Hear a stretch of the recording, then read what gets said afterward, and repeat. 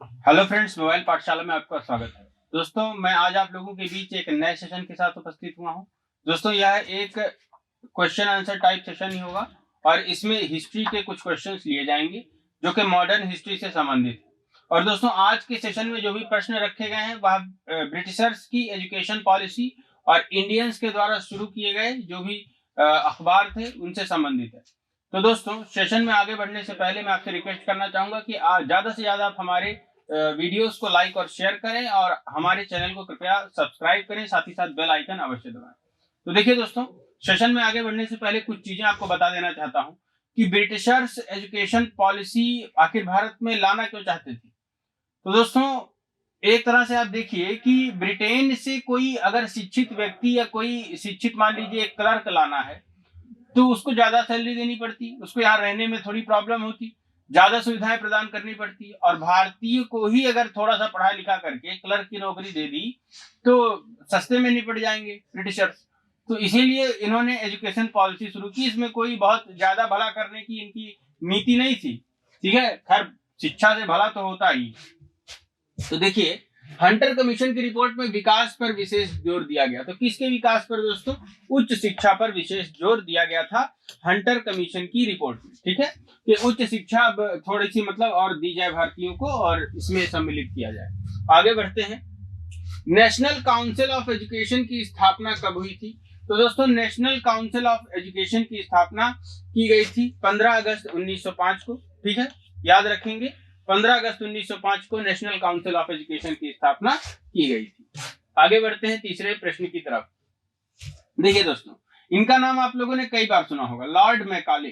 तो Lord Macaulay संबंधित है किससे? तो अंग्रेजी शिक्षा पद्धति दोस्तों भारत में इसका थोड़ा ज्यादा लाए थे। ठीक है, एक फिलोसोफर भी थे ये। तो सेना के सुधार में, सती प्रथा की समाप्ति से, अंग्रेजी शिक्षा से या स्थायी बंदोबस्त से? तो दोस्तों, अंग्रेजी शिक्षा से संबंधित थे लॉर्ड मैकाले। ठीक है, स्थायी बंदोबस्त से कौन संबंधित थे? तो लॉर्ड कार्नवालिस संबंधित थे स्थायी बंदोबस्त से। याद रखेंगे, कार्नवालिस संबंधित थे स्थायी बंदोबस्त से।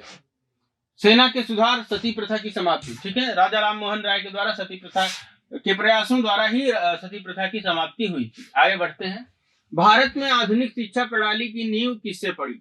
तो दोस्तों देखिए, 1813 का एक चार्टर अधिनियम आता है और इस अधिनियम के तहत क्या हुआ कि भारत में निजी, जो ब्रिटेन की निजी कंपनियां थी, उनके लिए व्यापार का रास्ता खुल गया। साथ ही ईसाई मिशनरियों के लिए भी रास्ता खुल गया कि अब वो आए, देश में धर्म का प्रचार करें, लोगों को अपने धर्म की तरफ बुलाएं। तो इस तरह के दोस्तों बहुत सारी चीजें उससे हुई। तो आधुनिक शिक्षा प्रणाली की नींव 1813 के चार्टर अधिनियम से पड़ी, क्योंकि इसी अधिनियम में 1 लाख रुपए राशि प्रति वर्ष देने की घोषणा की गई थी। तो 1813 का चार्टर अधिनियम, इसका सही जवाब यही होगा। चलिए आगे बढ़ते हैं। ब्रिटिश सरकार के लिए के लिए किस अधिनियम ने सबसे पहली बार भारत में शिक्षा के लिए 1 लाख रुपए दिए थे? तो दोस्तों, इसका सही जवाब यही हो जाएगा, चार्टर अधिनियम 1813। ठीक है, अभी पीछे इसका जवाब मैंने दिया था। आगे बढ़ते हैं। किसके शासनकाल में भारत में अंग्रेजी शिक्षा प्रारंभ की गई थी? तो दोस्तों, किसके शासनकाल में प्रारंभ की गई थी भारत में अंग्रेजी शिक्षा? तो लॉर्ड विलियम कैवेंडिश बेंटिंग। ठीक है, नाम याद रखेंगे, लॉर्ड विलियम कैवेंडिश बेंटिंग या लॉर्ड विलियम बेंटिंग भी बोल देते हैं लोग। पत्रकार के कर्तव्य का निर्वहन करते हुए जेल जाने वाला प्रथम भारतीय कौन था? तो दोस्तों, बाल गंगाधर तिलक प्रथम भारतीय थे जो पत्रकार के कर्तव्य का निर्वहन करते हुए जेल गए थे। आगे बढ़ते हैं। भारत का पहला समाचार पत्र कौन सा था? तो दोस्तों, भारत का पहला समाचार पत्र था बंगाल गजट। ठीक है, बंगाल गजट भारत का पहला समाचार पत्र था, आप ये याद रखेंगे। ठीक है, आगे बढ़ते हैं। निम्नलिखित में से किसने वर्नाकुलर प्रेस एक्ट का प्रवर्तन किया था? मतलब किसने इसकी शुरुआत की थी? अब वर्नाकुलर प्रेस एक्ट, वर्नाकुलर मतलब होता है दोस्तों कि देशज या देशी भाषाओं में जो भी पत्र पत्रिकाएं छपती हैं, उसके ऊपर अब निगरानी करेगा। ठीक है, सरकार, ब्रिटिश कंपनी अब निगरानी करेगी कि जो भी देशज भाषाओं में पत्र पत्रिकाएं छपती हैं, ठीक है। आप कंपनी के खिलाफ कुछ छाप रहे हैं, क्या छाप रहे हैं वो सब देखा जाएगा, उस हिसाब से जेल में भी डाला जा सकता है। तो प्रेस की स्वतंत्रता, अभिव्यक्ति की स्वतंत्रता इससे छीनी गई। तो देखिए लॉर्ड लिटन के कार्यकाल में इसकी शुरुआत की गई। आगे बढ़ते हैं। अमेरिका में फ्री हिंदुस्तान अखबार की शुरुआत किसने शुरू किया था? तो दोस्तों अमेरिका में फ्री हिंदुस्तान अखबार की शुरुआत की थी तारकनाथ दास ने, ठीक है, नाम याद रखिएगा, तारकनाथ दास। आगे बढ़ते हैं 11वें प्रश्न की तरफ। निम्न में से किसने सर्वप्रथम प्रेस सेंसरशिप लागू की थी? अब देखिए दोस्तों, प्रेस सेंसरशिप क्या है? मतलब कि प्रेस जो भी छाप रही है उसके ऊपर सरकार की सेंसरशिप है। मतलब सरकार निगरानी रखती है कि आप क्या छाप रहे हैं। आप अगर सरकार के विरोध में कुछ छाप रहे हैं तो सरकार आपको जेल में डाल सकती है। तो ऐसा एक अधिनियम लाया गया था दोस्तों, वर्नाकुलर प्रेस एक्ट। और वर्नाकुलर प्रेस एक्ट किसके कार्यकाल में लाया गया था? तो वही प्रश्न दोस्तों दूसरी तरह से पूछ लिया गया जो पीछे आया था कि लॉर्ड लिटन के कार्यकाल में ही वर्नाकुलर प्रेस एक्ट आया था। तो लॉर्ड लिटन ने ही सर्वप्रथम प्रेस सेंसरशिप लागू की थी। आगे बढ़ते हैं। 1878 का वर्नाकुलर प्रेस एक्ट किसने रद्द कर दिया गया था? तो दोस्तों एक गवर्नर थे लॉर्ड रिपन के कार्यकाल में ही 1878 का वर्नाकुलर प्रेस एक्ट वापस किया गया था। और इन्होंने दोस्तों कुछ अच्छे कार्य भी किए थे। इनका एक कार्य यह भी था कि इन्होंने एक तरह से अधिकार दे दिया था कि जो भारतीय न्यायाधीश हैं अब वो यूरोपीय नागरिकों की भी केसेस को देख सकते हैं। तो इनको गुड गवर्नर का नाम भी दिया जाता है, ठीक है। तो लॉर्ड रिपन, ठीक है, 1878 का वर्नाकुलर प्रेस एक्ट इन्होंने ही वापस लिया था। आगे बढ़ते हैं। लोकमान्य बाल गंगाधर तिलक ने भारतीय स्वतंत्रता संग्राम की सेवा के उद्देश्य से कौन सा समाचार पत्र प्रारंभ किया? तो दोस्तों महाराष्ट्र में मराठी भाषा में एक इन्होंने समाचार पत्र छापा बाल गंगाधर तिलक ने। और अपने इन्हीं दोस्तों क्रांतिकारी प्रयासों की वजह से यह जेल भी गए थे। तो इनके समाचार पत्र का नाम था केसरी, ठीक है, नाम याद रखेंगे, केसरी।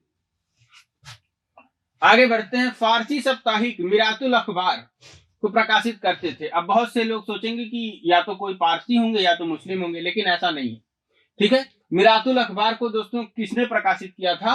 तो राजा राम मोहन राय ने फारसी साप्ताहिक अखबार मिरातुल अखबार को प्रकाशित किया था। आगे बढ़ते हैं। अमृत बाजार पत्रिका की स्थापना किसने की थी? तो दोस्तों अमृत बाजार पत्रिका की स्थापना दो भाइयों ने की थी, एक थे शिशिर कुमार घोष और एक थे मोतीलाल घोष। तो दोस्तों इन दोनों घोष बंधुओं ने मिलकर के अमृत बाजार पत्रिका की स्थापना की थी। तो इसका सही जवाब है डी, ठीक है, डी। अमृत बाजार पत्रिका की स्थापना किसने की थी? दो बंधुओं ने की थी, शिशिर कुमार घोष और मोतीलाल घोष ने। आगे बढ़ते हैं। निम्नलिखित में से किस भाषा में दी इंडियन ओपिनियन पत्र नहीं छापा जाता था? तो दोस्तों दी इंडियन ओपिनियन, अब गांधी जी ने क्या किया था जब वो साउथ अफ्रीका में उनको सफलता मिली तो उन्होंने एक द इंडियन ओपिनियन नाम की पत्रिका शुरू की, ठीक है। तो यह एक पत्र शुरू किया और यह पत्र दोस्तों उन्होंने सामान्य जनमानस तक अपने विचार पहुंचाने के लिए, चीजें पहुंचाने के लिए इन्होंने इसे 4 भाषाओं में छापा। और चारों भाषाएं थी, एक थी उसमें अंग्रेजी, एक थी गुजराती, एक थी तमिल और एक थी हिंदी। उर्दू भाषा में वो नहीं छपता था। तो एक ही पत्र में 4 अलग अलग कॉलम दिए जाते थे और चारों कॉलम अलग अलग भाषाओं में होते थे। तो उर्दू नहीं होता था, ठीक है, उसमें याद रखिए।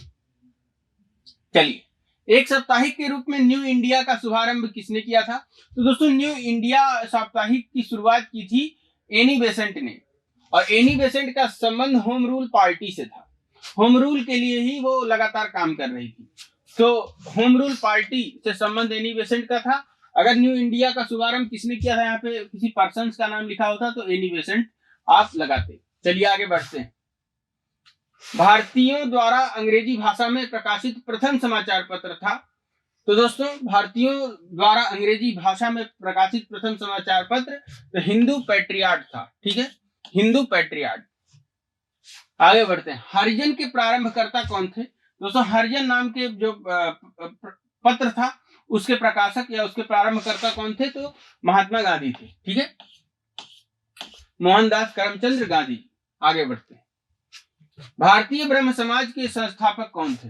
तो दोस्तों भारतीय ब्रह्म समाज के संस्थापक थे राजा राम मोहन राय। ठीक है, राजा राम मोहन राय। सती प्रथा के उन्मूलन में भी इनका विशेष योगदान था और मिरातुल अखबार भी इन्होंने ही चलाया था, जो कि एक साप्ताहिक था। तो इसका सही जवाब हो जाएगा राजा राम मोहन राय। ठीक है, आगे बढ़ते हैं। निम्न महापुरुषों में कौन भारतीय जागृति का जनक कहलाता है? तो दोस्तों जो पिछला वाला जवाब था राजा राम मोहन राय, उन्हें ही दोस्तों भारतीय जागृति का जनक भी कहा जाता है। तो इसका जवाब भी बी हो जाएगा। ठीक है, राजा राम मोहन राय। आगे बढ़ते हैं 22वें प्रश्न की तरफ। चार्ल्स वुड का आदेश पत्र निम्नलिखित में से संबंधित था? तो दोस्तों चार्ल्स वुड ने एक आदेश पत्र जारी किया था और यह आदेश पत्र दोस्तों शिक्षा से संबंधित था। ठीक है, शिक्षा से संबंधित था चार्ल्स वुड का आदेश पत्र। दोस्तों ये सारे प्रश्न आ चुके हैं ऑलरेडी कई सारे एक दिवसीय एग्जामों में और खास और दोस्तों बड़े एग्जाम्स में भी ऐसे प्रश्न पूछे गए हैं, तो उन्हीं से दोस्तों प्रश्न उठाए गए। एशियाटिक सोसाइटी ऑफ बंगाल के संस्थापक कौन थे? तो दोस्तों एशियाटिक सोसाइटी ऑफ बंगाल, इसमें ऑप्शन है sir William Jones, Wilkins, Max Muller, James Prinsep. तो दोस्तों इसके संस्थापक थे सर विलियम जोन्स। ठीक है, सर विलियम जोन्स इसके संस्थापक थे। आगे बढ़ते हैं 24वें प्रश्न की तरफ। इसके बाद दोस्तों आखिरी प्रश्न आएगा, निम्नलिखित कॉलेजों में सर्वप्रथम किसकी स्थापना हुई? तो दोस्तों देखिए 1813 ईस्वी में हिंदू कॉलेज कलकत्ता की स्थापना हुई थी और इन कॉलेजेस की स्थापना दोस्तों बाद में हुई थी। इसकी लगभग 1843 या ऐसे ही उसी के बाद में हुई थी। ठीक है, तो इस हिंदू कॉलेज के बाद मेयो कॉलेज की हुई थी। तो हिंदू कॉलेज कलकत्ता सबसे पुराना है। तो सर्वप्रथम किसकी स्थापना हुई? हिंदू कॉलेज कलकत्ता की स्थापना हुई थी। चलिए आगे बढ़ते हैं। संथाल विद्रोह का नेतृत्व किसने किया था? तो दोस्तों संथाल विद्रोह का नेतृत्व दो बंधुओं ने किया था। इनका नाम था सिद्धू तथा कान्हू।